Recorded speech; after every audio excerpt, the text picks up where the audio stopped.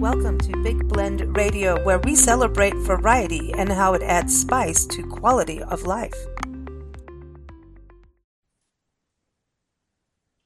So everyone, you know we love to start off the month with Johnny Schaefer. He's an amazing and award-winning singer-songwriter, and he's here on the very first Sunday. And today is the 1st of September, so we're kicking off the month of Right, and we're doing it with a back-to-school party. We're talking about education today.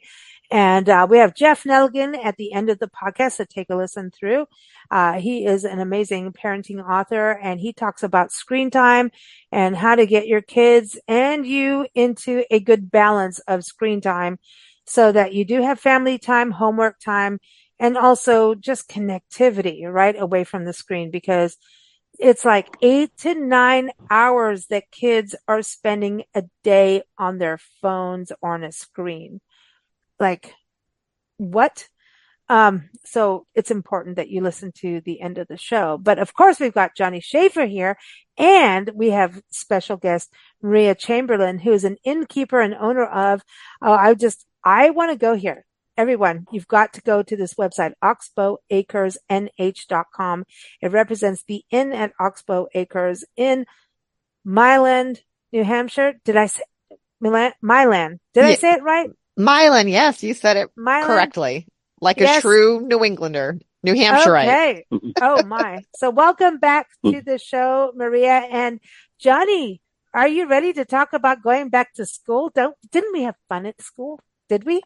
Oh yeah, I sure did. Yeah, I'm really glad to be with you again. And yeah, school was a great experience for me. So there's a lot to celebrate with school for me. Well, yeah, school is very interesting because in our teens, like I went to 16 schools that we think it's 16, and maybe 14, it could be 18. But in between that time, we say 16. But we traveled the world, Nancy and I, my mom and I, and it wasn't always easy. But I learned a lot of skills from being the new kid, and then suddenly one day you're the star of the school, and then you're dropped like a hot potato, right? Because now we know now you're part of us, and like, who cares? So one day you're high, one day you're low, and no matter what, your nerves are all over. And it taught me to know who I am. It taught me so much resiliency and to laugh at yourself, and I still laugh at myself every day. Even us recording this, I made us mess up on time zones once again, so I can laugh at myself, but also take ownership, right? And think about how to fix things. And those things in travel and school taught me so much. School is also so important for kids that need to be out of situations at home. But then, Maria, you homeschooled your kids, right? So this is so fascinating. So let's just dig into some background of both of you. So Johnny, for you, school, Porterville, California, right? That's where Yes. we know Porterville up in California Sequoia country, right? Yeah. Oh yeah. And schools are a big deal there. Most of my schooling was public education. There was a year and a half where my father, he was a Lutheran minister, and he was pastor briefly at a church that had a parochial school. So I had a year and a half of parochial school. But other than that, I was public educated all the way through college. And I had a wonderful experience. When I was in Porterville, we had 1,300 kids in my school. And lucky for me, music was huge. And it was all the cool kids were in music. So I had a really great time, particularly high school. Actually, junior high was a bit difficult, very difficult for me because I got bullied, and because I was gay and hadn't come out yet, and so that was a difficult time for me. But then all the rest of school was pretty wonderful, and I have a lot of wonderful teachers in my life, relatives. My brother teaches high school. My other brother teaches voice at Cal State Fullerton, where we all went. So yeah, lots of educators in my life. That's amazing. And educators are so forgotten sometimes. Wasn't there like marches for teachers to get paid? just like nurses, Hmm. right? Was it Yeah. the red? They were wearing red, I think, at one time when Hmm. we lived in Tucson. There was that, and Hmm. educators. I mean, they shape lives. They're Oh, yeah. they're as important as parents. So it's like a Hmm. good teacher is everything. And I think some of us remember our teachers in life. Do you remember any of your teachers, Johnny?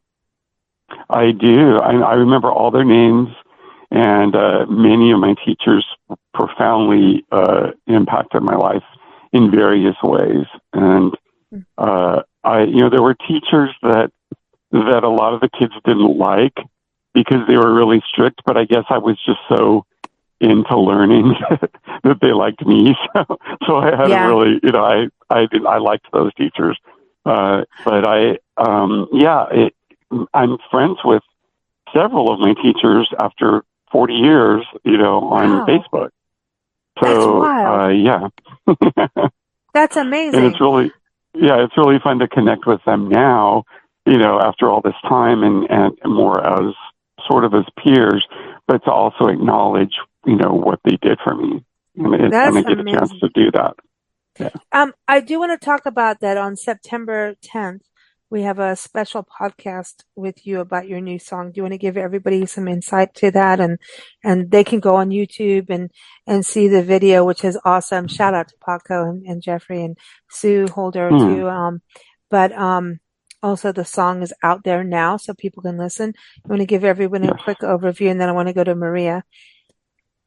Yeah. Well, thank you. And I kind of awkwardly attempted to allude to it when I was talking about my junior high school experience. But, I think in the context of talking about school, it is important to talk about kids' mental health and seeing signs. And, I hadn't come out or anything, but somehow kids picked up on the fact that I was gay and picked on me mercilessly. And the teachers there did notice it and called me in and got me additional support. And fortunately, once I went to high school, the way the school districts were in Porterville, half the kids that went to my junior high school didn't go to my high school, so that might have helped. But plus, band and choir were so big that it shined, and it was great. But this song, I as a 62-year-old man, I see all these posts on TikTok and Instagram all the time about all the youth really frustrated and kind of angry about the world that we're leaving them. And I thought, this needs a song. And I thought, well, what would that song look like? And so I started with my own experience of being bullied. And I remembered a young man who had killed himself after going to church and the preacher railing against homosexuality for 20 minutes.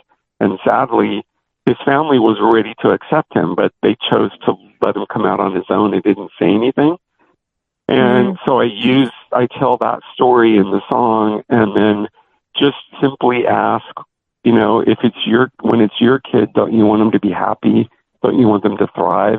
And so I use that approach rather than preaching. I just tried to tell honest stories. I talk about school shootings. These kids are upset that they have to do active shooter drills all the time, and they don't feel like we're really doing anything to address the actual problem. And so to the younger generations, saying that I see you and I feel horrible about what we're doing, and I want to try to make it better.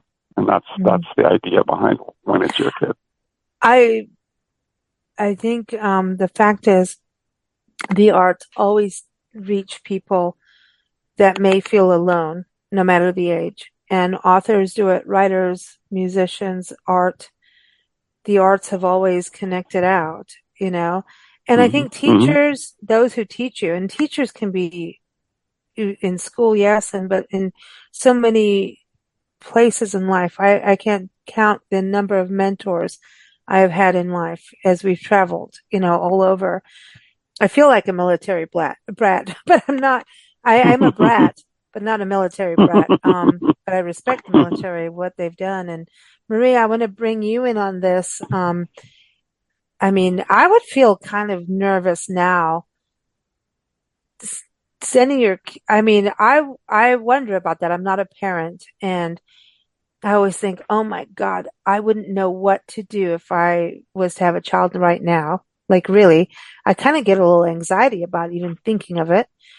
What would I feel like with kids going to school? And I went to school where we were taught to understand what a limpet mine is, what a AK-47 is, what a hand grenade is, and things like that, because we were raised in Africa where stuff went down Oh, and bomb blasts did happen. And yet we also had a lot of security. And then when we came to this country, I was 19, and you go through a mall without a scan check. I was like, oh my God, this country is so backwards, you know? And then after September 11th, this country kind of went, oh, we got to do this. You know, I felt really out of a duck out of water when we got to this country. It was weird for me to not have that kind of, because Europe mm, had that security level and understood bombs, and everybody's like, oh, this country's so safe. I'm like, oh, it's coming. And it did. And then I felt terrible saying that. Mm-hmm. So I had a different upbringing, and I have friends, from Israel and all over the world who are similar. And I think we have a little hardcore edge to us that maybe isn't as polite or as nice, but it's about survival, a little rougher skin. And um, but when we went to school, we were all trained to understand stuff goes down. And in this country right now, my hat goes off to every single parent, teacher, educator, child going to schools and having to have that fear of going to school, of a shooting or anything like that. I mean, Maria, what do you think on that as a parent? And, it just feels like it isn't the cozy school play yard anymore, but then it's probably a lot better, right? Also more than what I'm saying, because I'm thinking of everything that we see on the headlines, and it's one thing impacts a lot, but it does actually. One shooting in a school impacts the entire country and does ripple effect. So yeah. what would you say as a parent? I mean, I'm sorry, I just watched Johnny's video again last night, okay? So I'm kind of upset. Like, I'm just not upset, but like, I want things to be good for our kids, is what I want. Yeah, I think back to when I was a child. So I too, Johnny, grew up in California, in Southern California, in Downey, and I Okay. went to Catholic school for Where's 11 Downey? years near Long Beach. Oh, okay. Yeah. Okay, so, Hmm. all right. Oh, we're all And from My Southern brother's in Long California Beach. then. Okay. Yeah. Yeah, Hmm. yeah. So Nancy was born in Hollywood, North Hollywood area, and I was born in Sylmar, Oh, Northridge wow. area. So we're all Okay. Southern California babies. Ooh, yeah, I even went to right Cal on. State Mhm. Fullerton for a bit. Okay, Oh, cool. nice. All three of my brothers graduated from there. So, I mean, Oh, two brothers plus me. So, yeah, all three of us. Yep. awesome. But when I was little, and Johnny, you may remember this, but um, we were as a country worried about nuclear war and who was going to push the red Hmm. button. So Yeah. we Yeah. had that Oh, fear of annihilation actually. And what would you do? And we had earthquake drills. So we were always, taught to hide underneath the Hmm. desk. So it may not have been Hmm. a school shooter from within, but there was Hmm. always the fear of a threat of Hmm. something. So Hmm. what do you do for a disaster, in the event Sure. of a disaster? So Hmm. it's a little different now. Now it's, worried about maybe a shooter in the classroom, but there's still that element of fear that we grew up Hmm. with. oh, but isn't Hmm. that so that's a really good point about looking back in history of different things, right? And every era has had a challenge, and it's about having a plan, because if you don't have a plan, you have fear, period. Mhm. Then you go Hmm. crazy if you don't have a plan of what happens if, right? Right. Well, and we still have earthquakes, so they have, I think what I notice in the TikTok reels and all that is they rattle off a whole list of things. And in my song, I cover 3 different topics, and I got criticism about that. People said, oh, it's overwhelming. I said, well, that's kind of my point. These kids feel overwhelmed with so many different things. And so, they have the active shooter drills and earthquake drills, and, depending on what part of the country people are in. So, it's a lot. And it's a lot for us as adults, but trying to help the kids manage that, I think, that's where partnering with the schools to make sure that we're kind of giving them hope and the best way of coping with and managing all this, is important. Nancy did want you to have an extra verse in there on the climate change. You went there, and she's like, he left it as a cliffhanger, like you cliffhanged your song. Like you totally did. And she was like, what's with that? And I'm like, well, they do it in the movies, Nancy. And she's like, no, I want another song now. She wants you to do part 2. So I just want you to know that was her first reaction, is like, what do you mean? You just close it off at that, like, come on. And so I'm like, no, it's called a cliffhanger. And she's like, but I'm like, well, so Johnny must have something up his sleeve, right? Am I right on that? Because Nancy wanted more. It's just, I know it was overwhelming for others, but she just didn't want it to end. Like, I guess I just felt like all we need to do is mention it, and it's because that's kind of the number one topic on a lot of the kids' minds that I talk about. Is there going to be a planet for me to live on? And what's that planet going to be like? And so I felt like, I'd gone really heavily into those other 2 subjects in the first and second verse, and I just thought, all we really need to do is just kind of, and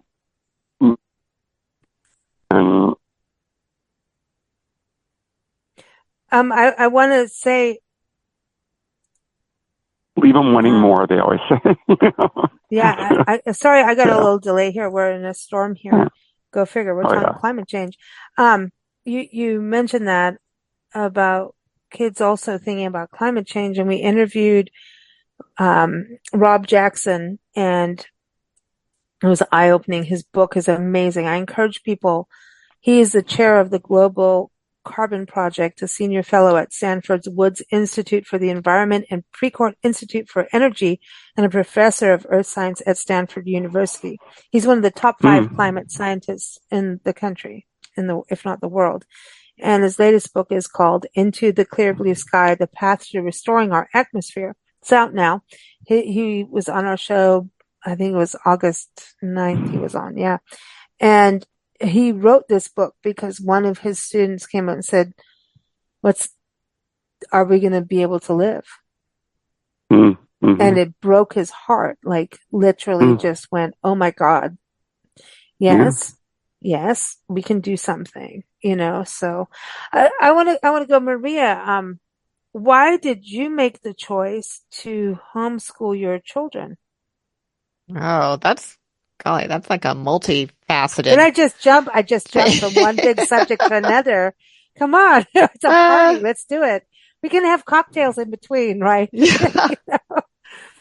So I never, it was never my thought that I would be homeschooling. My husband, when I think my oldest was about 4, had seen a PBS special about homeschooling. So this is a long time ago. This is 36, 37 years ago. And he was like, oh, this kid was running around and he was exploring outside, and he didn't have to sit at a desk. And I come from a family of educators, and okay. And I was like, well, that's weird, and I couldn't wait until my 2 girls were old enough to be in school, and I could maybe go for a bike ride, or I could have some time for myself for a few hours. And in New Hampshire at the time, there was no public kindergarten. It was private kindergarten. And you had the choice whether or not to send them.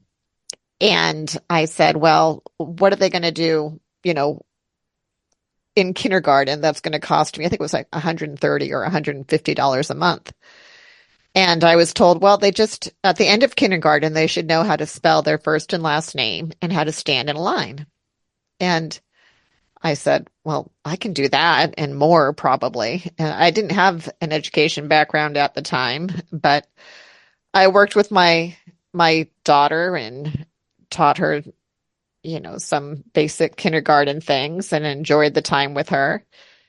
And those two girls are 19 months apart.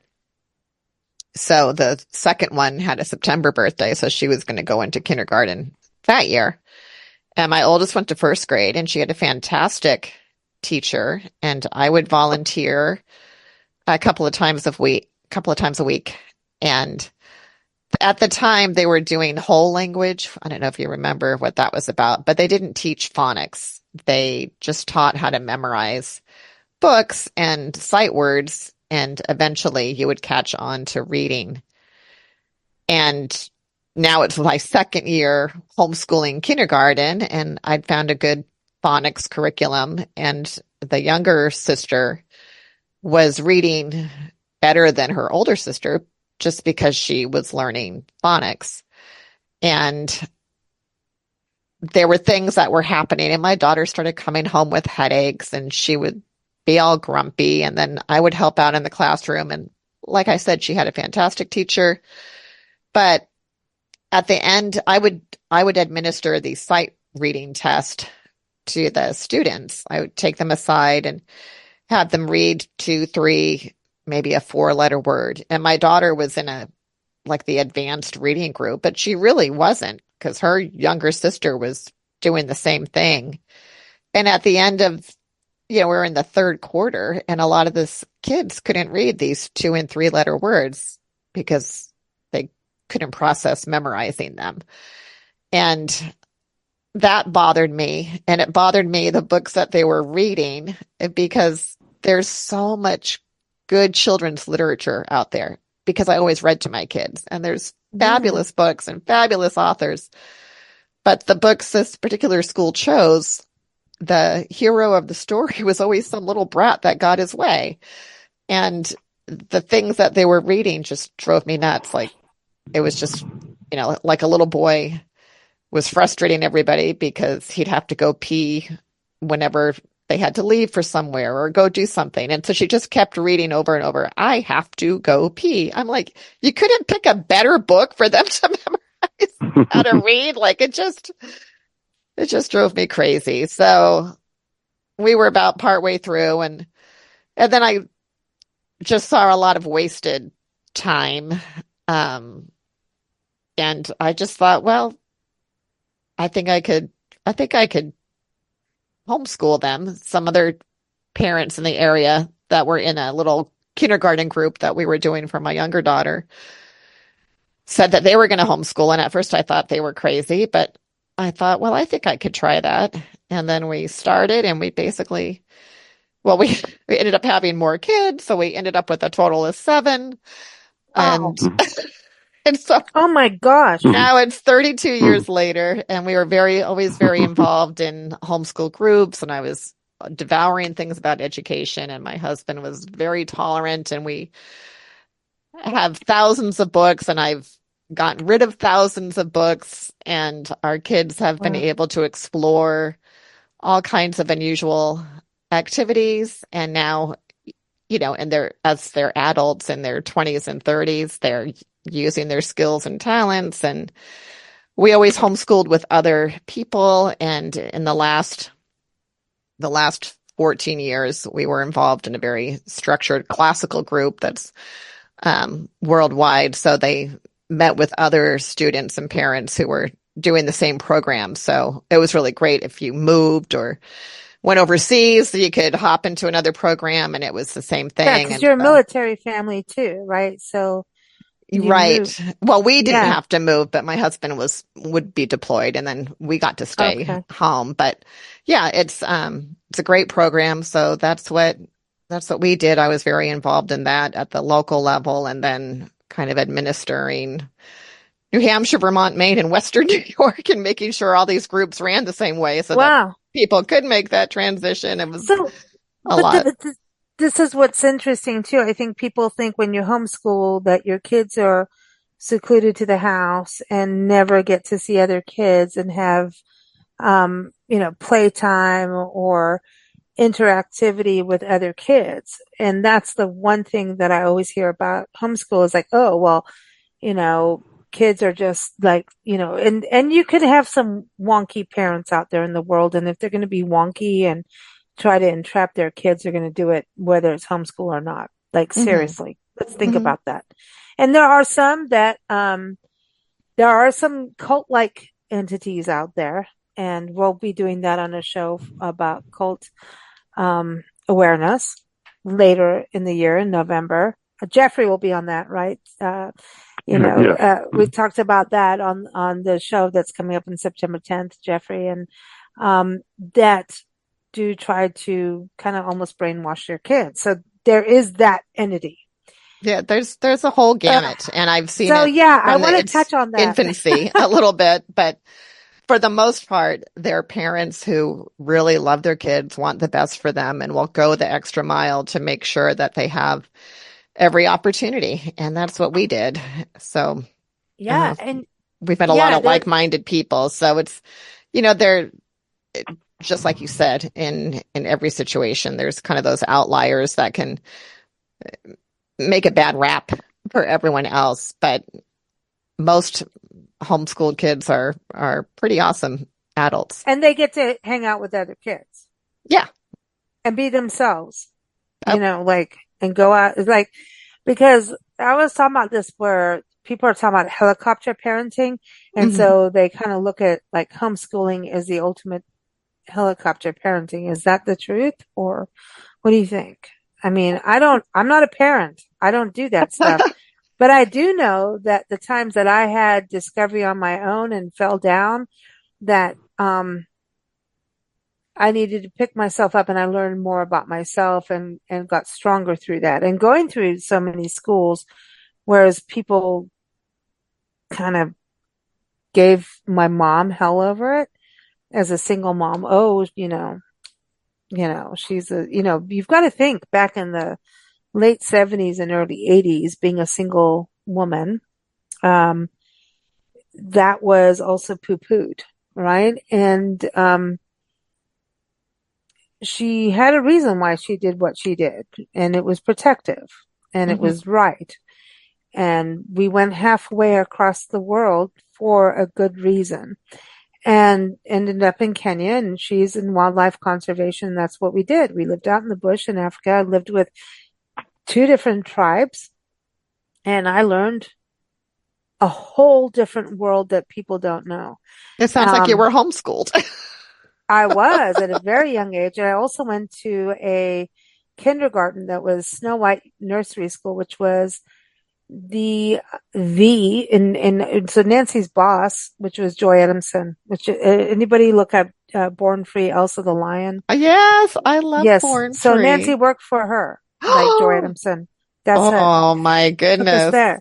But, that was Virginia McKenna was the actor, and, it's a whole movie, but like Nancy did the real thing. And we get there, and then Joy got murdered, and like our life went upside down because we weren't even in the country legally at that point. And it was crazy. Like Nancy ended up talk about pet sitting, which we do across the country here. She was pet sitting for a guy from the CIA in Kenya. It was crazy. Our life was crazy because Joy didn't finish her paperwork Wow. and didn't even care about it. And, and then I wasn't allowed on camp because she was rehabilitating a leopard, Penny, and it was crazy. And my mom was just trying to do the right thing. And then also was really good at wildlife conservation and knows animals and her art.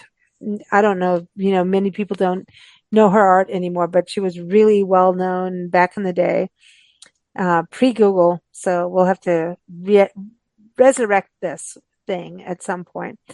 But she was a wildlife artist and took tours to Kenya, all of that, and then decides to divorce my father, and necessarily so. and goes halfway around the world, and off we go. And what are you going to do? And you're trying to do the best for your kid and for you as a young woman. And off she goes. She should be on this call to speak about it, but I would like to rave about her right now. She did it. She's, excuse my language, everyone, a badass. And Sounds like it. she was. And what an upbringing I had. It was called reality based. And I went to school, the first school, the kindergarten I was in, I got expelled because I hit the Minister of Home Affairs kid. The kid was hitting me and spitting on me, which was a blessing because he's part Maasai. Little Oli Oli Tip Tip. He kept hitting me, didn't understand what I was. I was the only white kid. It was the only multiracial school, and I was the white kid. The school was predominantly Indian, from India, not like Native American. And then we had all these different black tribes within. So as kids, we don't give a damn. We don't care. But what's this white chick doing in here? And is she a girl? I was flat chested, but I had long hair. Maasai have long hair for the men. The women shave their heads. What is this? And they don't see white people. So I experienced racism as a young age. And so they were hitting me, they were spitting on me, and we were getting this stupid bus that had diesel that made me throw up every day. And eventually I just turned around and hit this one kid back. I just got so mad, I'm just going to punch you back. And like, I didn't, we're kids. It's not real like violent. Like he would hit me, he would jump up, hit me on the head, he would spit on, well, it was the Minister of Home Affairs' son. And we were in this school, and I have to go back and look up the name because it was like not a Montessori thing, but it was the Sedruden. I don't know how to explain this. The Sedruden was almost like a mystic, I want to say Egyptian kind of being. It's crazy. It's crazy. But Nancy got called to his house, and he told Nancy to bury a goat's head in the backyard, dance around it, pee on it 3 times, and like ask for forgiveness kind of thing. To avoid the curse. It's crazy. It's a crazy story. I'm not telling it correctly. She'll do it better. But anyway, I ended up going to Catholic school and put into a not a nunnery. She taught art to nuns at that point because Joy Adamson had died, and the nuns helped us. They were all there are nuns that the barefoot nuns. They were barefoot sisters, but cloistered nuns, and the Carmelites. Johnny, you know about that, right? Yeah. Yeah, Carmelite sisters. And so I went to their school, and then I learned you will have your knuckles whacked at any time you misbehave. But they taught me so much about gardening. They taught me so much about nature and life. And I loved those sisters so much. And yeah, it's very interesting how your education can change. So Maria, like you talked about going to Catholic school, right? Did you get your knuckles whacked too? I just want to know. I did my best not to. But yeah, I remember, I don't want to say I'll just say Georgie and Charlie were notorious for having rulers broken over their knuckles and yardsticks over their behinds. And we had a 4th grade teacher who, she was very tiny. She was maybe 4'7", but she could tweak your ear if you were misbehaving. So she was the ear tweaker. Wow. So, but you had one teacher with 40 kids. Our classes had 40 students. Wow. And they knew how to rule them. One of my favorite teachers actually was my 5th grade teacher, who was kind of intimidating. She was a very rugged woman with like purple tinted hair. Do you remember that in the 70s? Like, oh my gosh. Like what's her name from Are You Being Served on the show? The purple tint. Her name was Mrs. Rutterow. And she wrote her name on the board, on the chalkboard, scritch, scritch. And she's like, my name is Mrs. Rutterow. and I run my class like a ship. Wow. And she was strict, and I loved her because she controlled that class. And you knew, see, kids want to have the rules because Yeah. then they know how to break them or what you need to do. But rules meant you cared. And I think structure and routine is important. And you can change. So like I said, Nancy, we traveled all over, right? Different schools, but the routine stayed the same no matter where we moved. The rules, the core, the morals, the values did not change just because we went somewhere different. Maybe we learned more and can incorporate them more into our lifestyle, right? But you don't change the basic foundation. There's a foundation and you can travel everywhere in the world if you have that. And you don't need stuff. It's interior, right? It didn't cost, I think I remember seeing the checks that my parents wrote to this particular Catholic school, and it was like $35 a month, which was big at the time, but I think that must have been per student because it was probably I was the last one going through, and the other ones were in different high schools. But I'd also seen a huge deterioration in the Catholic high school that I went to. Hence, I transferred myself the first week of my senior year to the public school. And then I had a much better education. And that's a whole nother story. But anyway. Yeah, Johnny, I mean, what do you think about all this? This show just went on a whole different world view of things. Did you get your knuckles waxed? And it's that's what we should just label this show. School. Did you get your knuckles waxed? I did not. What I would say is that, I've had other friends also who homeschooled their children, and I have friends who were homeschooled, and it sounds really wonderful. And I think it's a really great thing that if parents have the resources and the wherewithal and the ability to do it. I think though, as a society, it's still it's vital that we supply as great an experience for all of our kids as we can. And so I do think that public schools should always have an important and revered and, supported role in our society as well. I don't think that every parent would ever be able to homeschool their kids. And so I think that it's really important to have a great public school structure in place as well. So I think we can do both, which we are.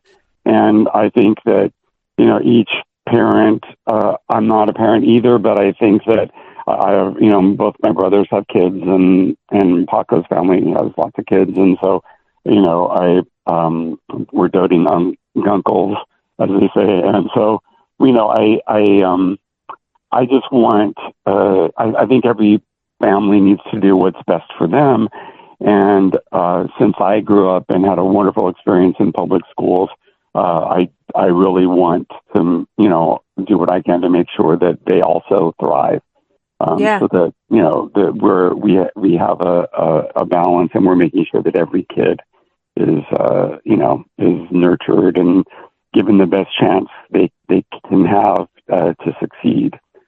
Yeah, I completely agree. For me, and I think for me, music, I just lucked out because I wanted to be a singer-songwriter since I was 4 years old. I wrote my first song when I was 4, and music was everything to me. And I lucked out that my school happened to be like a haven for great music. We had 300, there were 1,300 kids in our school. We had 300 in our marching band, and we had 4 big choirs.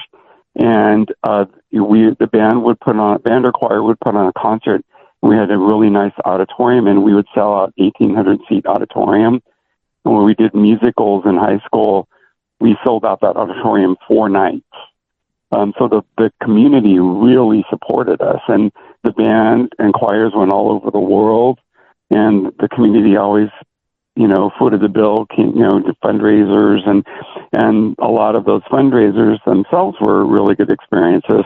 Lisa, you and I talked recently when we had my friend Rob Taylor on.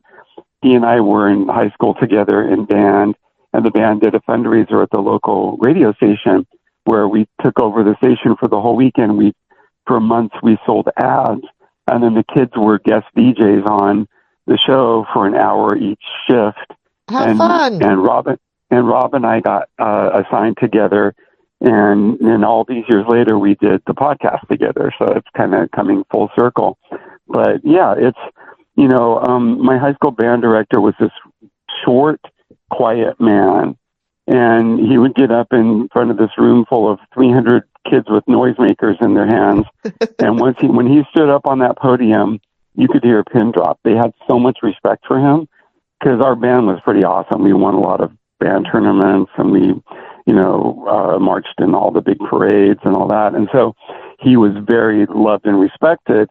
And he loved to, at the band concert every year, he loved to have all the kids that were on the honor roll stand up. And it was most of the band. And he said, that's not an accident, because music gets both sides of the brain working together.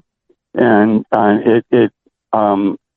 that synapse makes for great math scores and communication skills and everything. So arts education is really important. And when schools leave it out, kids suffer. And I'm really happy that the California voters realized that. And in 2022, we overwhelmingly passed Prop 28, which actually provides $1 billion a year in funding for teachers.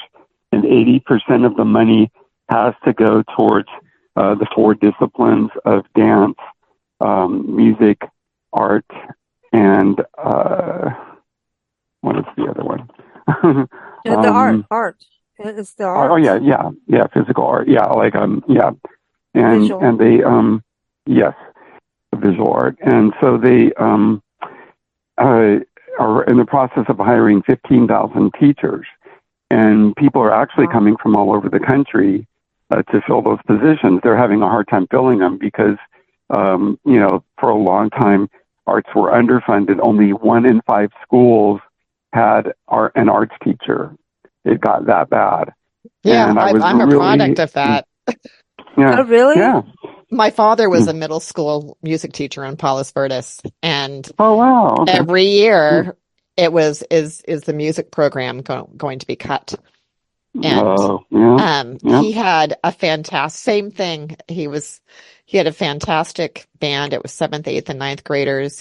This is all before computers. He would spend all summer writing the music. He would listen, whatever was popular at the time. So of course, like Star Wars came out, John Williams. Yeah. He would sit at his piano, and then he would compose the music for every single instrument in his orchestra. Oh wow. And write it out all by hand. And then he'd work with these kids, and they all loved him. And they'd sound like a college band when they played. It was phenomenal. So yeah, he was well loved and respected too. And he's a Mr. Holland's Opus. It is, yes, it is. I love Mr. Holland's Opus. I do you guys too. were all talking. I'm like, I get teary-eyed just even thinking of that movie.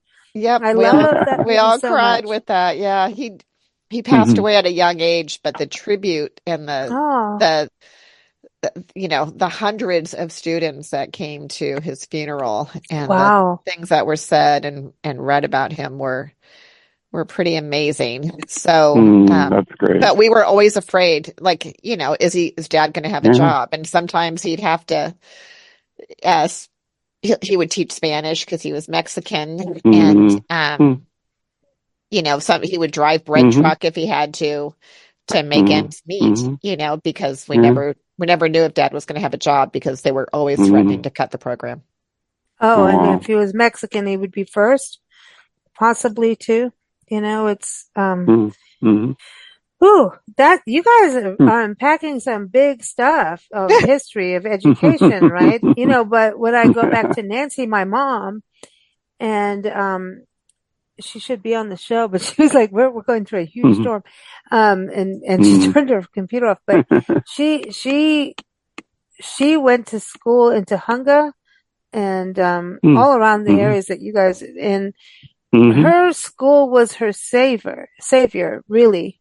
She came up Mm-hmm. in a family that was really abusive, but her Hmm. school was everything. And her and her brother Ricky were able to get jobs in school, and they were like doing stuff in the cafeteria for other kids. And it, school gave them their resiliency to continue life in a way. Yeah, Um, it's her safe she, haven. that was their safe haven, but also gave them the credibility. Like having those jobs within the school Mm-hmm. did everything that you can do Yeah. something. And I think that's important. So I wanted to go to you, Maria, about that with when you talk about raising kids within homeschooling. How does homeschooling like replicate that part where kids can find themselves as an individual within that kind of education? Oh my goodness, there's just so many opportunities for the parents who are in tune. All of our kids have different likes and interests, and our our second daughter, ever since she was 2, we would go to this. It was called the Rochester Commons, which had a playground, and it was right across the street from a Catholic Charities orphanage. And she would face her swing the opposite way, like out, not into the playground, but out. And then she would say, "The orphans are out, the orphans are out." And she would watch the kids playing. And then she went, as a high schooler, she volunteered there for the kids. And the nuns had this running program where, to help the kids work off their energy, they would literally run around the city.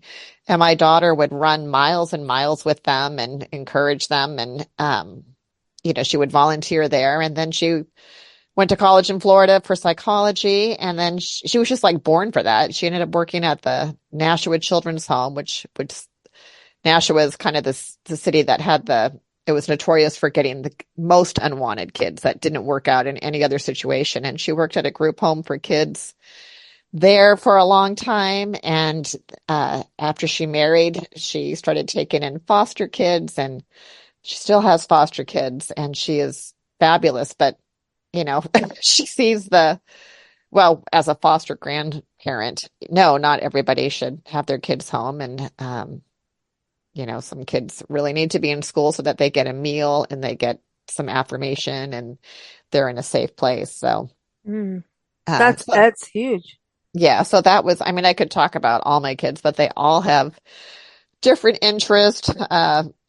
All of our kids did Lego, but the two younger ones who are now 21 and 17 were really into it, especially the 21-year-old.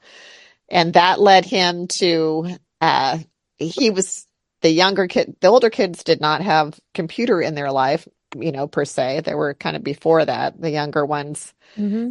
grew up kind of in the computer age, but he approached me one time, and he was always into sports. That's another way they get right their socialization. But he said, "Can I join this group of they're kids from all over the world, and they meet on Skype and they build Legos together and they talk Lego." And I'm like, "Okay." So he started meeting with these kids, and then they all meet at these Lego conventions. There's Lego conventions for adults, AFOL, Adult Friend of Lego, and they are phenomenal, mostly made of engineers and everything. But they made their own Lego users group. It's called a lug, and I took them all the way to Chicago for Brick World Chicago, and down Wow. to Chantilly, Virginia for Brick Fair, Virginia. And there's brick fairs there's a Brick Fair, California. And Hmm. excuse me, just a moment. That's I, amazing. I have I have somebody at to, the door. I have to just no, run. no, go ahead, go ahead. I just want to say our friend Peter Norby helped bring Legoland to California. It's actually the Oh, wow. very first Hmm. Legoland that came Huh. to this country. help bring Legoland, and it inspires creativity. That's the beauty of Lego. We laugh about Lego and playing with Lego, but Lego is creative, and you can build stuff and do things. I mean, wouldn't you say that, Johnny, too? I mean, come on. I would sit down right now as an adult and play Lego. Wouldn't you? Come on. Oh, yeah. Yeah. I would. My nephew James is he's his grandfather on my sister-in-law's side was an engineer, and he got some of those genes, and he's always putting stuff together and building things, and Legos are fun. I used to have fun with it, like building blocks and all that stuff, and it's anything that gives kids a chance to create and use those skills is wonderful. I know, but I think we adults need to take some classes from kids. Yeah, I want to go back. yeah. Maria, you're back. I mean, she's an innkeeper. She's got guests, Yeah. It happens. But Maria, while you were gone, I was talking about our friend Peter Norby brought Legoland to California, to this country from, overseas. He instrumented. Have you been to Legoland in Carlsbad?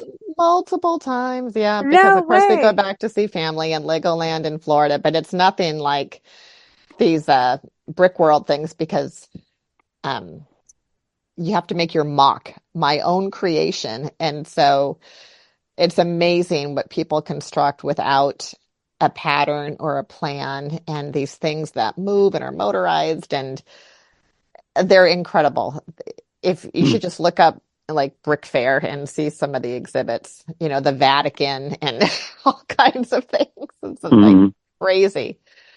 But yeah, what was great about that is that he has these international friends that he's been friends with now for close to 10 years because, now he goes to Brick Fair by himself. He just borrowed my car and took down tons of Legos. And yeah, it's kind of that niche group of people that share a common interest. And then they're like I said, it's a lot of engineers and really bright people that make these amazing creations. So anyway, yeah, there's all kinds of ways, between sports and youth groups and volunteerism, which I try to encourage all my kids to volunteer doing something. 4-H was a big thing. We raised farm animals, and so there's plenty of opportunity for socialization and volunteerism and leadership and all of those things. As a kid, I went to all these different schools, but had good times in them, and had time to bond. And when I was in my first year of high school, my mom, Nancy, went on a tour of South Africa with her artwork to raise funds for the National Cancer Association. And she was also working with SATOR, which was the South Africa Tourism Association, and creating an exhibit of her artwork of South Africa. So we were national parks and everything. And I'm like, well, you can't just go without me. Like, that's enough of that, And so if I wanted to go on the tour, I had to get the best grades. And she's like, well, you have exams here. You need to prove not just to me, but also the school system that you can be able to do this. You go on the road for a year, which turned out to be 2 years. I cannot even tell you how I worked so hard. I never took studying so seriously, and I was bored. I was a very bored kid in school because I traveled. And once you travel, you start to see things differently than being the same kid in the same schoolroom, right? And to be able to do the exams, which I was used to and knew, I just knew what they were doing. I took all the textbooks that I had and I reconstructed them. And Johnny, I don't know if you've been on a show where I've talked about this, but I took every textbook and rewrote it and made my own tests. Oh, wow. And created my own like SAT test, basically. I Good for created my you. own set of exams, and that's how I had 100%. I went in and I'm like, my mom's not traveling the country without me. Hell no. I'm doing this. So I learned by deconstruction, right? And they do this with cooking, deconstruct to construct. But that's what I did as this kid. I just went, well, the only way I know how to really win is to have what I have in hand. And I deconstructed, reconstructed. And by the time I went in, I could just I looked at teachers not in the best way. And I didn't mean it rude. It was just kind of like I took ownership and went on tour with her. And then it got real because I had to check in at schools that I was being I was a true Rhodes Scholar, not the Rhodes Scholar, but a true Rhodes Scholar. And I had to check in because the tour, you've got to think about this era of my mom being a single mom too. So this was South Africa. So this was at that point, the early 80s, mid 80s. I'm thinking mid 80s. God, I don't know. I can't keep up with our time travels and whatever. And they still looked at her like, you're a crazy American, right? And she was like, I'm an American. I can take my kid wherever. And they're like, no, you can't. So it was like a weird thing of learning. You're in a different country. You do not have, you have permanent residency, but you don't, you know what I mean? You have to abide by the country, right? And they also at that time, being a single woman was not looked upon positively. But then when they saw what she was doing, it was like, okay. And I came in, she's like, you're going to have to do your side to prove it that you can do it. And I did. And then on the road, I had to keep proving myself. The only thing I screwed up on was when it came to trigonometry. I'm like, you know what? I'm not. Now, here's the thing. I love history. And as a kid, loved history. I read novels. Honestly, I'd already read War and Peace by the time I was 13. I'd done all of that. I had Leon Uris, all of that stuff. Did I understand it all? Probably not to the context that I should have. But I read, voracious reader. So going on the tour, I'm like, okay, read more. It was interesting because I actually got to go to the places in everything in South African history that you were being taught. My history was what was lagging, was history, because it was so freaking boring in school. They sucked as teachers. They sucked. It sucked. It's because you just had a little snippet of a social studies book about some very dull facts and it didn't come alive. It sucked. It sucked. Yeah. And then I came back from the tour, had to finish high school, and that's where I met my friends. And I put myself in boarding school. Nancy said, don't, and I called her Nancy. It's not a disrespect. My mom, I worked with her for years and I couldn't go, hey mom, there's a client on the phone, you know, back in the day. This is how long it is. But I went to boarding school because I chose that. And she said, you're not going to do well in there. You are too much of a free spirit. And I said, no, I'm going to do this. And she was right. And I sucked at it. But my best friends come from there. And, you know, then we all also left the boarding school because we all needed to, because it did suck. And it really was a sucky school. So we all left and went home and went to the same school and everything to close out high school. But going back to that, traveling, those 2 years, I got to see the history of South Africa, which meant the history of England, the history of Portugal, history of Italy, history of France, Germany, African history. You want to talk about Malaysian history. I could go on all the different cultures that made up the country of South Africa. When I went to the battlefield, and I talk about it, so I've written articles about this, Ishlawanda Rocks. When I went there and I saw what happened to the Zulus and Dingiswayo and Shaka Zulu, everything that went down on the Anglo-Boer Wars, don't even start me. When you are there and you see piles of whitewashed rocks of graveyards, and you see mass graves and you're a kid, you are going to now understand history that they cannot teach you in a school, as they cannot move you unless they get you. Like Mike Guardy is on our show every first Monday. He's a teacher and he gets the kids to reenact things. Now he's teaching college. It's a little different. And I hope he does that. I'm going to have to ask him in the next podcast, but you cannot just do statistics to kids. It's boring. Who cares about what year? We don't care. We don't care. I don't care as an adult, but I want to have the vibes and the feeling, and travel does that. And I wonder about what happens in schools now on taking kids out on school trips and things. That was so important, because if you could go to a museum or all of that, Totally. My worst class in college was history of Western civilization class. It was a huge textbook, and my experience of the class was just basically, well, here's the phone book, and I might ask you any phone number in the book.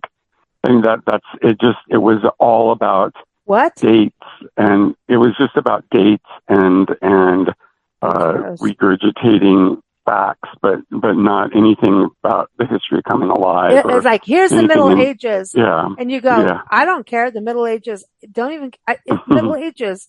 Here's the medieval times and the Middle Ages. What's that? I'm in my Middle Ages right now. I'm about to hit that, and I feel it around my waist.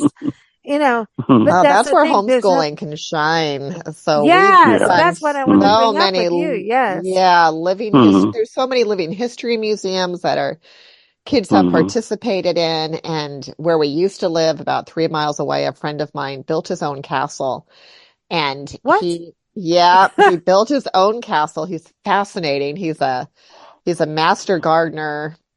And he knows everything about the Middle Ages. Plus, he is a performer, and he has this tapestry hanging inside the castle, and it tells about the Norman invasion. But the Bayeux Tapestry, and because it was a backdrop, and somebody gave it to him, and so I would coordinate these groups when we were doing our medieval studies.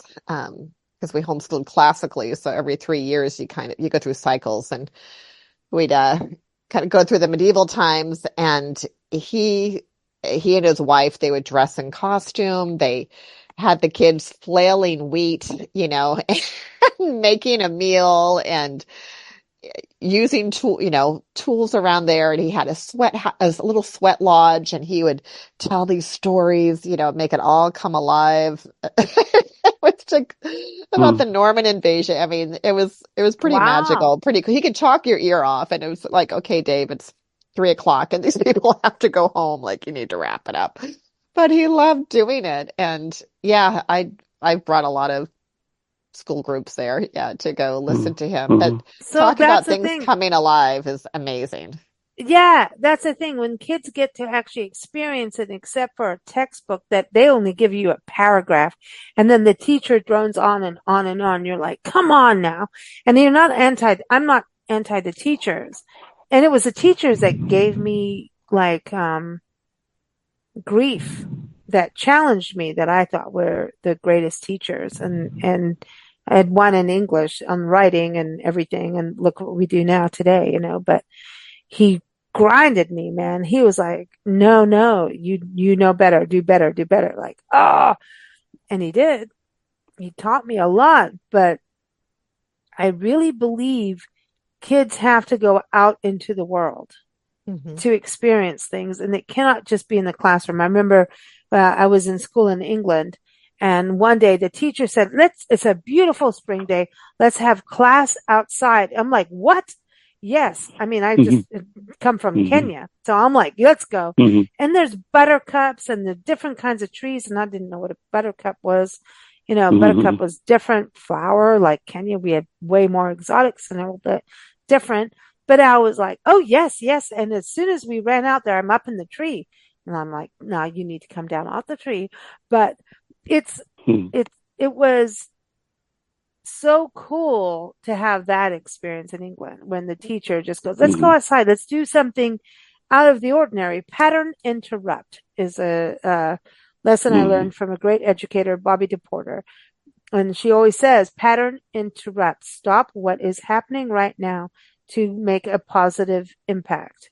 If something's going negative, or if kids are bored, she has a company, Super Camp, which is the world's largest summer camp, basically for kids, but for higher education. And she's retired now, and she also ran Quantum Learning, which taught teachers. And she made Nancy and I go to school on how to become teachers. And we realized there was no difference in education, what we do in podcasting and what they do as in teachers was very similar. There's differences. I shouldn't say no difference, but it's about how do you encourage people and get people out there. You have to change it up. And schools, if you keep kids in a box, I just, and a textbook that with a paragraph and some stupid graphic that you've got to do more. You've got to do more. And now I think it's better. We got technology and everything. And I think education is becoming a little bit more, right now it's like a game of how fast can the education system keep up with kids in technology. That's where I think we're at, is that level of challenge. And how do we balance that with kids being able to do things hands-on, right? Because technology is where I mean, new jobs are created almost daily through technology. And so we have to be aware that, my kid may not be a doctor. They may be in this career that we didn't even know existed. And so everything is changing so rapidly. How do we balance our kids for that? It's about them becoming individuals, right? Strong and doing what they want. Yeah, a lot of school districts are giving out, tablets to all the kids now, and more of the books are starting to be on the tablet instead of a physical book. And then on the other side, you've got some school districts banning books, which is ridiculous to me. But there's a big battle over what information kids are getting and how they're getting it. And I think we all need to be engaged in that because it has a big impact on where our society goes. Yeah, exactly. Maria, what do you think? About technology or both? I mean, this whole thing is where we are now, I think there's for young kids, it all starts with your gross motor skills and movement and development. They need to run around, get their hands dirty, experience a garden, jump and play and exercise and burn off that energy. And then they'll be able to get, the fine motor things. But I think if you plant small children in front of a tablet or a book and they're just used to digital experiences, it's completely different. My niece, she's now in law school in San Francisco. Wow. See? And she had just written a paper because she graduated from SC this past spring. And she was writing a paper about how the difference of reading aloud to children versus having a book read aloud to a child. And they don't get the inflection. They don't get the experience. I mean, I've read aloud so many books. I've read the Lord of the Rings trilogy because I have like 3 generations of kids aloud 3 times, plus The Hobbit before they could watch the movie, so, but there's so much to having that circle around you or a child next to you and reading with them and listening to them read and having that interaction that they do not get. And there's like a missing link, and her paper was about that. So there's a place for technology, and in this era, kids are going to pick it up in their recreation time. I don't necessarily think it needs to be in their school time. But they will. at a point need to Go ahead. navigate that so that because college classes are a lot of those Hmm. have that online Yeah. component, but Yeah. be if you could stave it off as long as possible, it's better for the child because they really need just to run and jump and play outside. Well, and to your point, there are a lot of parents that I've been seeing lately. I won't let my kid watch Peppa Pig because they jump in puddles, and my kid wants to jump in puddles. And I go, well, that's wonderful that they want to jump in puddles. And it's Yes. the strange things that people are are fixated on. I don't know. It's odd. Well, as a young mom, I have to, like I said, I was not in this education homeschooling Hmm. mode, and somebody gave, Hmm. I think my brother, the architect, gave my two girls this building thing, and I put it away because it had lots of little pieces, and I didn't want to be picking them up all the time. And now you should see all the Legos, thousands, thousands of Legos. But Hmm. um, Yeah. so I think this is such an interesting conversation because it really comes down to, we have technology that's great, right?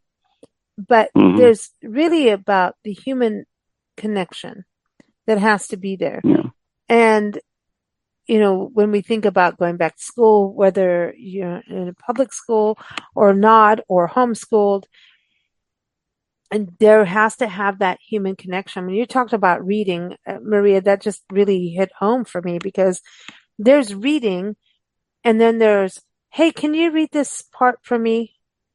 right, With a kid where it's like you're going to sit down with a kid. I would always like, I've friends with kids and, I don't have kids, but I've always done that where I've taught kids garden plants, the ABCs and everything. I've done that even as a kid teaching kids, right? And sitting down with them and, you're not going to just read, you bring them in to read a section too, or a portion absolutely, or even a sentence to see that they can read it and go, yeah, hey, this is something I think you like. Why don't you read this part? And you're acknowledging them and bringing them in. And acknowledgement is that I, I always used to laugh at that, like acknowledgement, acknowledge this, acknowledge that. It would become annoying, like this word. No, just of friends with kids and stuff. It just became like, oh boy. Um, just, an era where everybody was having kids in my age group. And it got like, whoa.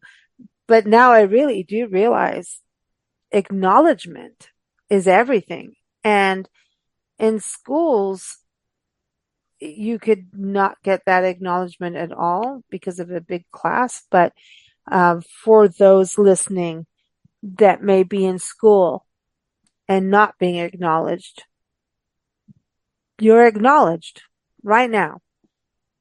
Know that. Know that you are acknowledged. Don't ever Hmm. think you're not acknowledged. The day you were born, you were acknowledged because you're here. absolutely. Hmm. Hmm. And I think that's a very important thing to close this show with. There's all these different ways of learning and doing. And trust me, I've been through, me personally as a kid of the world, you know, I've been through all kinds of places and travels, and it's been bumpy, it's been joyful, it's been hard, but I always have to go down deep and remember that no matter what in the world, I'm here. And if I'm here, I was supposed to be. Yeah, Period. Hmm. Period. Hmm. So move on, grasp whatever's in front of you and go for it because you're here. And if you weren't Hmm. supposed to be here, you wouldn't be here. So that's yeah, it. and Plain and simple. you have a Yeah. purpose. Hmm. Yeah. Hmm. Each person has, and you may have multiple purposes. Hmm. Hmm. Just you guys being on the show today makes me happy. You have a purpose just on that. I mean, come on. Hmm. You're all here to be on Hmm. my life, in my life. You know that, right? You're Hmm. just put here on earth just to be in my life. So thank you. You know what I mean, Well, though? thank you. Yeah. No, and don't negate anything. Hmm. You're here for a reason. Hmm. And the more you learn, the more complex it gets, and as many rabbit holes that you can go down is the better thing. Mm-hmm. That's why we're the blend. People went against us for years and still are like, you should do all these different separate things. And I'm like, no, we're supposed to have more than one interest in life, and it's okay. You can change location. You can change interests. You can change careers. You can make changes because the world makes changes every second. And the most important thing we can all learn in life is change. That is the key thing to life, is change, I believe. That's my personal thing. If you can learn how to handle change and move with it, get ahead of it, move with it, even just grapple with it, I think you got something going. What do you think, Maria? What would you say is a good thing for life? Oh, goodness, I know. That would take time to ponder. I go to Johnny. I can't think of something. There's so many things. What do you think about change, though? Well, change, to learn how to adapt and be resilient through changes and welcome what you can learn from different experiences. That's all very important, because all of it, like, I think of all the things that have impacted my life to bring me to this point as an innkeeper. And I have a lot of different backgrounds and interests, but then all of these things contribute to who I am now. And I had some hard times in school. You talk about racism. I was, Mexican inside like a little white oasis area. And so we had that, and growing up. So there were different things that I stood for, and I have very strong principles and feelings about things that came out as a young age that kind of made me unpopular, because I didn't necessarily go with the flow if I felt there was an injustice, which is still a trait that I still have, but that carried me through different situations later in life as an adult, the things that I experienced that were really hard as a kid. So if there's kids out there that are going through something really, really hard, just know that there's other people that care about you, and to hold on and work through it, because it's going to make you stronger. And for me, it made me go through some other things later in life that if I hadn't been through some things as a child to get me ready for it, I would have been broken. So that's exactly it. I love that you said that. Be resilient. That's my thing. The word is resilience. I keep using this every time we talk about parenting and family and life. Resilience is it. I think I learned it in Africa more than anything, because I saw kids wanting to go to school and would walk miles to go to school and have no running water in their huts. And they would walk miles just for that chance of a little bit of education. And so when we come to this country, I ask our students, hello, what are you going to do for your education? Get off your butts. Go to school. You've got so many more opportunities now than what we had back in the day. Is it better or not? I don't know. It doesn't matter. The reality is you do have opportunity, and you should take it while you can, because the world is always changing. We have wars across this world right now, and it can all be swept away real quick. So do what you can now. I'm not trying to be a drama person, but the reality is there. Do what you can when you have it in front of you. What do you think, Johnny? Yeah, I think being in band and choir taught me a lot about adapting, because things come up that are unexpected when you're performing. People miss notes, or some people may not be watching the conductor very much, and they get out of rhythm with the rest of the group and things like that. And so you really have to be adapting all the time and working with other people to get back in sync. And love that. when I would sing and mess up, my teachers just said, just keep going like it was supposed to be that way. Mm-hmm. And that was a really important thing for me to learn, because if I forgot words, or if I lost my place, or just, somehow got off, I found that, if I just keep going, a lot of people don't even realize it. Like, I'll be singing at church, and afterwards somebody comes up and says, "Oh, that was just incredible." And I'm just, I don't even say anything anymore, but I'm thinking, "Oh, it was horrible. I messed up that one verse." But I don't show it when I mess up. And so I think that was a valuable lesson for me, and just kind of, rolling with the punches and adjusting. Huge. I think music and performing always teaches you to stand strong, keep smiling, even though the mic's not working or something's not working. Yeah. But I also lost my voice doing that too, because I would just go like, I'm just going to power through this. Well, that wasn't smart. Yeah. But anyway, no, but Yeah. but that's huge advice, Oh, thank you both so much, everyone. Jeff Nelligan's next with his episode or his segment on our show today, talking about screen time and with your kids. Very important lesson. But Maria, thank you so much. I'm so glad you're like, I don't know what I can bring into this parenting conversation. I'm like, heck, you need to. Don't you think I think you contributed quite a lot today. Thank you, Maria. I hope it was helpful. Oh, and listen, absolutely. everyone, go to her website and learn more about the Inn, because honestly, we all have to go. That's the thing. Go to oxbowacresnh.com. Do you allow kids or not? I should ask that, since we're it's mostly for adults. We love kids. We have 7 of them, but we also know how important it is to get some time away and focus on the significant person in your life that brought you together in the first place. And so we didn't do that enough as young parents, and it's just important. So, if kids are older, that's okay, but we're trying to create an environment really for adults to reconnect, have a break. But we are going to have some special events, like a mother-daughter weekends or father-son type things in the works. So that, cool. That would be particularly for kids. But it's, in the middle of child raising, you get so child focused, and you need to focus on your relationship, together. So that's important. No, I think that is. That's the thing about bed and breakfast. They usually are. There's only one that we've been to that is like, oh, we are family friendly.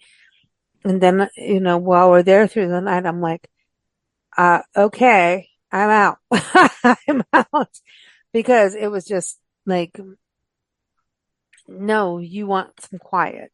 Right. And I think there's a quietness that we all kind of need at a certain point. And I remember when we used to print our magazine back in the day, we'd go to Vegas, and that's where our printer was. We tried everything local, and that was our printer, and our magazines would go into the newspapers and everything out that way and everything. But Nancy and I actually, even though we don't have kids and everything, once that magazine was printing, we just went into the hotel room, closed the blinds, and went to sleep. That's all we wanted. We just wanted some sleep. In Vegas, the loudest city, we just wanted sleep. And we're like, put the do not just leave us alone, because we had gone to sleep for hours, days, but to get it on time. Those are the old school days of printing, but honestly, for parents, oh my God, it's nonstop. It's nonstop. And I don't care if your kids are in their 20s and 30s. It's still nonstop. They need a break. Let them have a break. Give them a gift of a break. Get them a gift certificate. Book them into an inn. Let them have some freaking time out. Yeah. I'm just saying, is that okay that I say that, Maria? Because I think I'm not a parent, and I'm a parent for like looking at what you all go through, going, ah, hell no, I'm not doing that. I'll like support it, but I'm not doing it. And I just say like, you guys go through a lot because it's never ending. It's a never ending story. Really. You are always on like the moment you know you're pregnant, you know it's never ending. That's it. Even as an adoptive parent too. It's once you adopt a child, it's it. That's it. It's the rest of your life is that, right? And it's a beautiful thing. But you do need time out so you can keep it beautiful. Is that right? Am I saying it right? That is right. Yep. Yep. You do. You need to refresh yourself. You need to put on your the mask right before you put it in, like in the airport, in the airplane. Yeah, the oxygen the mask. oxygen mask. Yeah. Yeah. So that's what getting away once in a while. And even just thinking about getting back to school, and I really need to go, but any mom, especially a homeschooling mom, you need to get away by yourself and just have a day of planning and thinking about, where you need to be, what's going to be the routine, and getting it written down and just putting your thoughts down on paper or on your digital planner or whatever it is that you have. There's lots of resources out there to help you. But when you're constantly spinning your wheels and going from one thing to the next, and everything's urgent, and you never have, and you got to make dinner, and you got doctor's appointments, and you got sports, and you got dance and performances and all of those things, you never stop to take a breather and assess, where am I at and what's coming up, and you just need to get some time away and have some time to schedule and plan and take a breath. And that's okay to send your kids to a babysitter or a friend's house or a grandparent's house, or find someone to take care of your kids, and take just even a weekend, get away for a weekend by yourself, just so that you can regroup and think and plan. I love it. Everyone, oxbowacresnh.com. Thank you, Maria. I know you got people to check in. So thank you so much for joining us. Johnny, thank you so much too. Go to hearjohnny.com. He'll be back on our show September 10th, and you'll hear more about his latest song and the video. And we talk deep about teen suicide on that.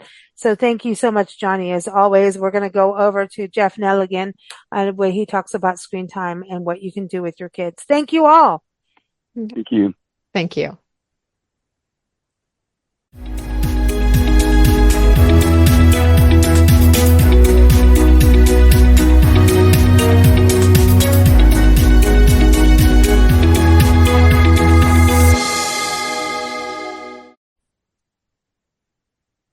So, back to school season is in, whether you're homeschooling or your kids are going to school, they're all getting back in there. And that means we have to change our schedules around a little bit, and also kind of think back to what it was like being a kid going back to school, like after a summer of fun.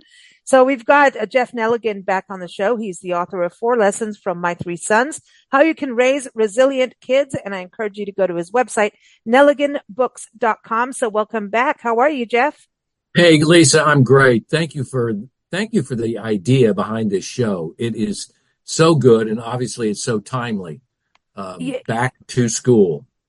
Back to school. I think we should always be back in school somewhere, because we should never stop learning. But when you talk about going back to school, I know you've got your sons, right? Doesn't things kind of change a little bit in the household? And it's kind of like, all right, you got to go back to studying. Or when, it was summer and playtime, did you always keep some kind of structure in the household of you're still going to do some kind of, schoolwork during school? During vacation, not during school. That's coming.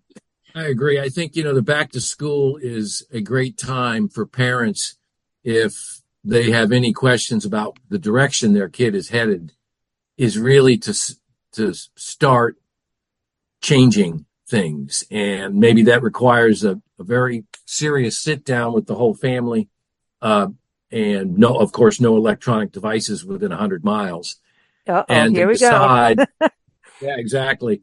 Decide how this year is going to unfold differently than past years in terms of accomplishment, in terms of values, and in terms of the overall satisfaction and joy that the kid has on a day-to-day basis. And what about, there's so many different extracurricular, activities you can do as a kid. Some of them are getting pulled out of schools, like the arts, which sucks. And then sometimes they get put back, which is awesome. There's sports, there's all these different interests.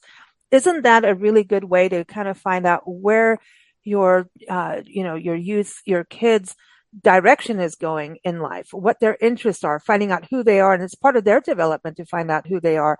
So going back to school, isn't that kind of an exciting time to have those family discussions on, hey, what are you excited about this year? And keep it on a positive, not the negative of like, oh, I don't want to go to school, it's boring.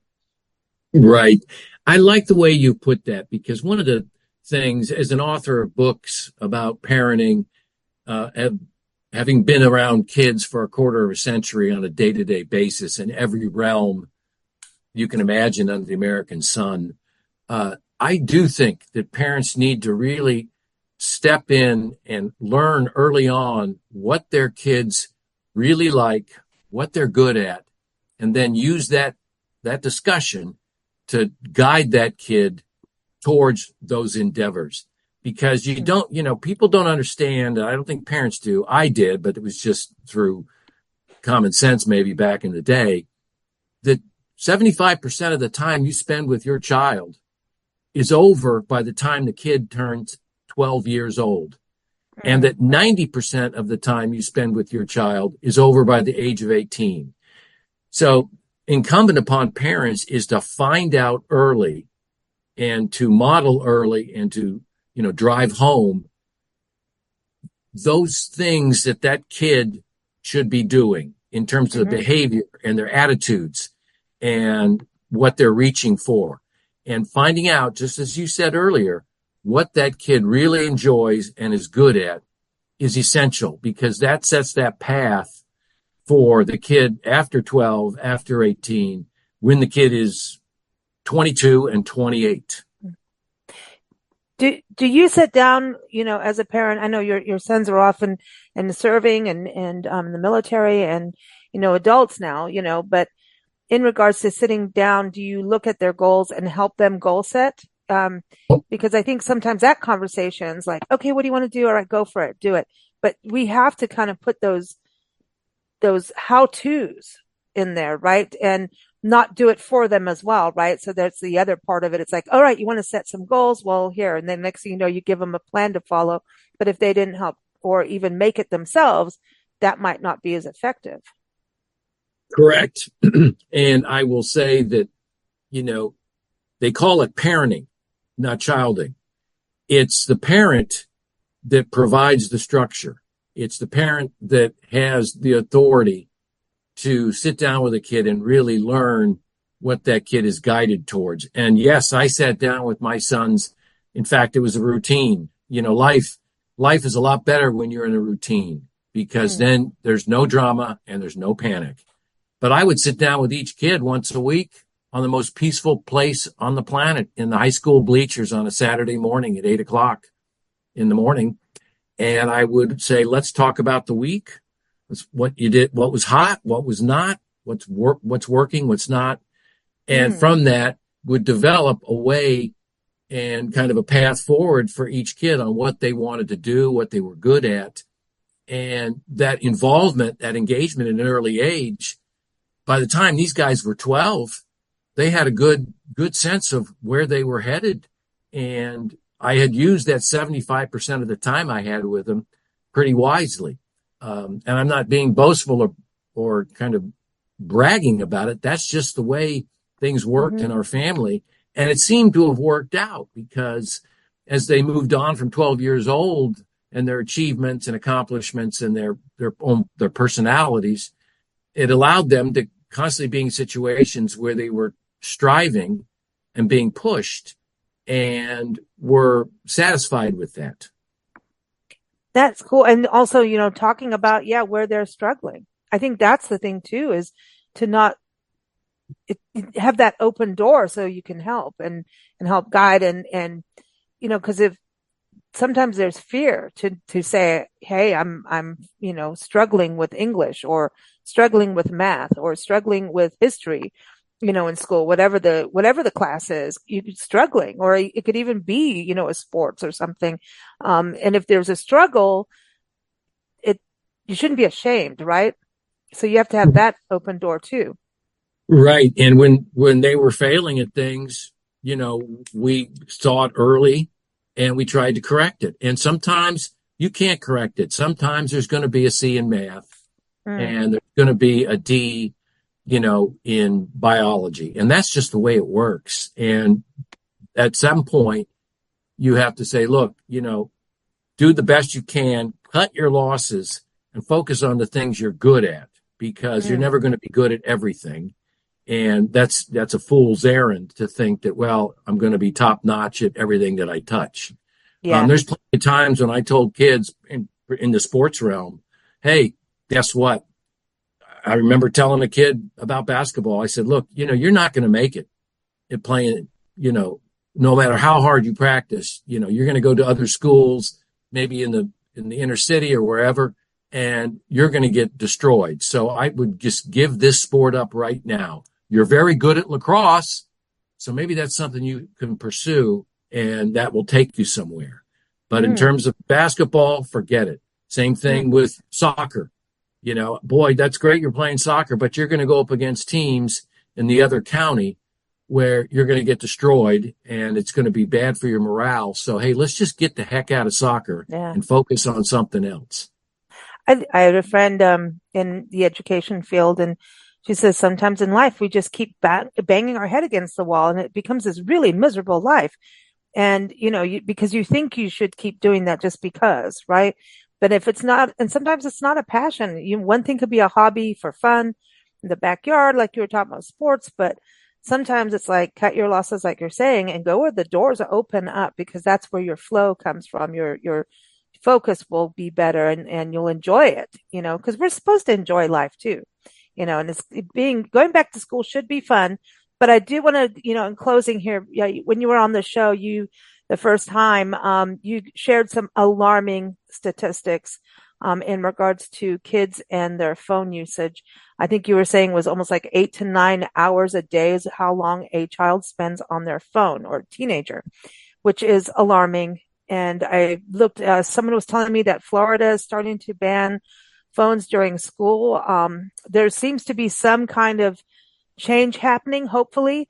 But what would you suggest for parents, in regards to, because you need a phone maybe for an emergency, but I wonder, like, are we Googling during class and getting the answers, instead of just thinking for ourselves too, when a teacher is trying to teach? So any suggestions for parents right now in regards to cell phone usage? Certainly, Lisa. And I will tell you that it's the phone usage, it's the appearance of the iPhone, and then, beginning of broadband in 2010, that have left parents, almost in a quandary. Because if your kid is looking, the average age 10 to 18, at 8 hours and 47 minutes a day on a phone, and that doesn't count other screens, it doesn't count homework, it's more time than they sleep. So let's say 9 hours a day. That parent is letting the culture raise that kid, and not the parent. The parent engagement at that point has disappeared. And that's the biggest fear. And it's not just for that age group. The ages 3 to 5, the average time on a tablet or a screen is around an hour and 48 minutes, which is almost 2 hours. So that kind of exposure breeds a passive, anxious, insular kid. And that screen is a death trap. You're right. Florida has banned in schools, many of the big districts. LA has. Our big school districts here in Virginia have. And so there's a movement underway in Chicago. Can you imagine having I know teachers in this area, not one, not two, a dozen, whose classrooms are circuses because the kids have phones and they will get phone calls in the middle of a classroom, in the middle of a lesson, or they'll be on their phone staring at the phone as the teacher is trying to teach. And that's not the way that a kid's going to learn. And it's not the way a classroom should be conducted. Exactly. So rules have got to be even at home, for family time, study time, and actual just cognitive thinking, I think Right. that's a thing. Yeah. Critical thinking, actual just thinking, having conversations with your family about things like, hey, what do you think about this? We were at a friend's house the other day, and they have a stack of cards on their table for conversation topics with your kids. And there were Nancy and I both looking at each other going, wow, man, this is like, we're going to try and solve the problems of the world kind of style. And that's pretty cool. And it's like, everyone's going to have these discussions. It was about, what do you think about this happening in politics today? I'm like, whoa, what do you think about religion in schools? Kind of like way up there kind of topics. So I think that's cool, because that starts the whole idea of yanking that damn phone out of a kid's hand. Begins with the social media contract that the parents and the kids sign. And it also requires the parent not to be dragging out the phone every minute. Again, the responsibility is on that side as well. With a social media contract, you define the times and the amount of time a kid can use a screen at any point during a day. And you sign it. And if either side breaches the contract, then there's real life consequences. Because I don't think there's any parent in this country right now, even ones listening, that think that the culture raising their kid is a very good idea. And if you're on a phone 9 hours a day, that's exactly what's happening.